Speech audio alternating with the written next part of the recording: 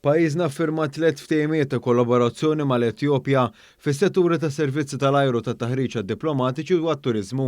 Dawn il-ftehimiet ġew ffirmati waqt ilqa' bilaterali bejn il-Ministru għall-Affarijiet Barranin u Ewropew u l-Kummerċ Jean Burge u Deputat Prim Ministru u Ministru għall-Affarijiet Barranin Etjopjan Demeqe Mekonnen. Din iż-żjara komplet kabret ir-relazzjonijiet ta' pajjiżna li għandhom ma' pajjiżi strateġiċi fl-Afrika anke skont l-istrateġija l-politika barranija li hija taħaddam pajjiżna.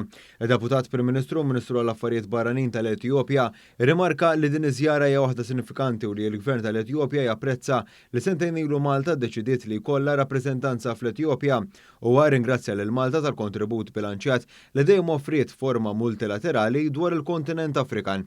Il-Ministru Malti għall-Affarijiet Barranin qal li kellu l-opportunità jiddiskuti temi vari waqt din il-laqgħa bilaterali. Kien ta' pjaċira li għan niltaqgħu niddiskuti dan kollu, inkluż il-reġjun, l-isfidi tar-reġjun xejn inqas is-Sudan mal-Ministru tal-Affarijiet Barranin tal-Etjopja kelli l-opportunità wkoll illi niddiskuti il-politika Ewropea u anke dak li għaddejja minnu l-Ewropa f'termini ta' gwerra fil-qalba tagħha.